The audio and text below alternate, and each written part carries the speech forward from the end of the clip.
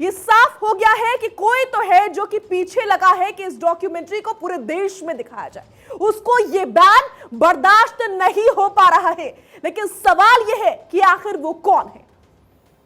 देखिए, इस देश में और इस दुनिया में कुछ ऐसे लोग हैं जो इस दुनिया में अमन और शांति को नहीं चाहते।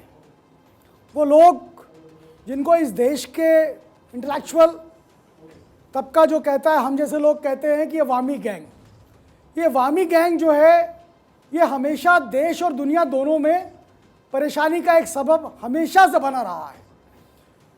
आप देखिए कि देश की आस्था प्रभु राम पर है और उनके खिलाफ इस पूरे वामी गैंग ने क्या क्या तरह की बातें कही हैं। राम सेतु को लेकर के क्या क्या बातें कही गई हैं।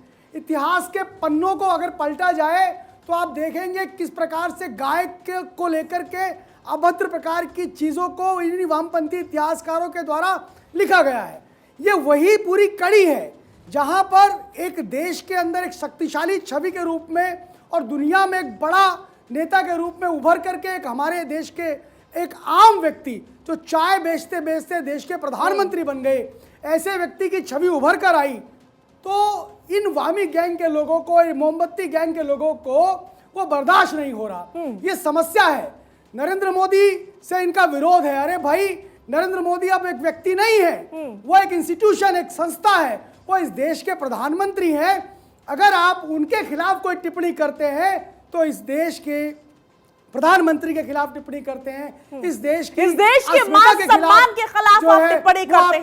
बिल्कुल बिल्कुल, आपको बचना चाहिए। डॉक्यूमेंट्री में किस प्रकार से विवादित सारी चीजों को दिखाया गया है, ये थोड़ी थोड़ी क्लिप्स में लोगों ने देखा है।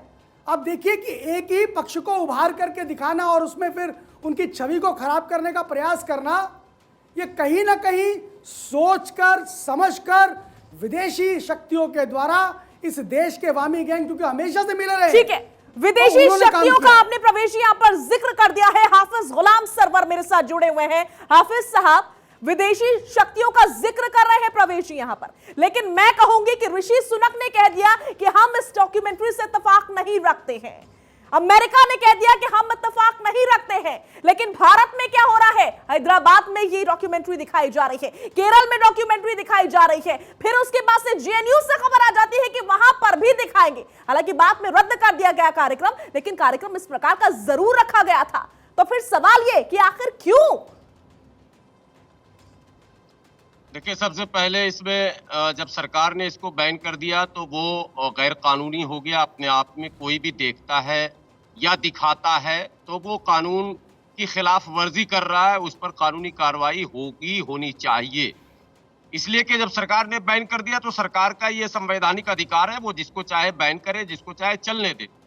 तो जो प्रतिबंधित है तो उसका हमको आदर और सम्मान करना चाहिए। जो लोग भी इस तरह की हरकत कर रहे हैं वो असंवैधानिक कर रहे हैं, उन पर कानूनी कार्रवाई। लेकिन साथ ही एक एडिशनल सवाल ये है कि इसको जिस दृष्टिकोण से बताया जा रहा है, इसको बताने का और भी एक तरीका हो सकता है। देखिए, मीडिया की स्वतंत्रता है, वो बहुत पुरानी बातों को कई बार डॉक्यूमेंट्री के माध्यम से, फिल्मों के माध्यम से, स्टोरीज उस पर बनाकर, अक्सर आप लोग भी मीडिया जगत में हैं, कई ऐसी कहानियां हैं पुरानी जो अतीत के पन्नों में है, जैसे लक्ष्मणपुर बातें है, इस तरह की बेलची कांड है, मुरादाबाद, भागलपुर, मलियाना। अक्सर लोग इस पर कुछ न कुछ स्टोरी बनाते हैं। गुजरात इससे अछूता नहीं है। गुजरात दंगे पर भी कोई न कोई स्टोरी बनाएगा। हालांकि ये कटे पर नमक छिड़कने के बराबर है और पुराने जख्म को कुरेदने के बराबर है, गरे मुर्दे को उखाड़ने के बराबर है। तो क्या मैं आपकी बात से ये समझूं कि आज हमने बीबीसी को गलत कह दिया, इसलिए आप हिंदुस्तानी मीडिया को भी कटघरे में खड़े कर रहे हैं?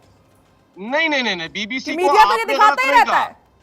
नहीं, बीबीसी को आपने गलत नहीं कहा। बीबीसी के इस डॉक्यूमेंट्री को हमारी सरकार ने गलत कहा है और प्रतिबंधित किया है। इसलिए देश के लोग जो है संविधानवादी, आपने शायद मेरा सवाल सुना नहीं हाफिज साहब। मैंने शुरू में ही कहा कि ऋषि सुनक ने कहा कि हम इत्तेफाक नहीं रखते हैं इस डॉक्यूमेंट्री से। सवाल पूछा गया था ऋषि सुनक से। कौन है ऋषि सुनक? आप बखूबी जानते होंगे। अमेरिका से सवाल पूछा गया तो वहां के प्रतिनिधि भी यही कहते हैं कि भारत और अमेरिका के रिश्ते बहुत मजबूत है, हम इत्तेफाक नहीं रखते हैं।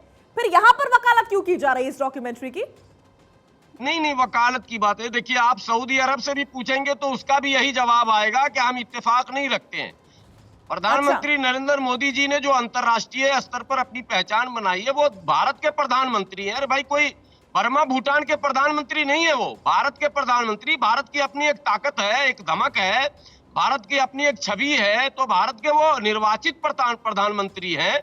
तो जाहिर सी बात है, दुनिया का कोई भी शासक ये कैसे कह देगा कि हाँ ये सही हुआ और इसको चलना चाहिए, मेरे देश में भी चलना चाहिए, सब जगह चलना चाहिए? नहीं, बिल्कुल नहीं कहेगा।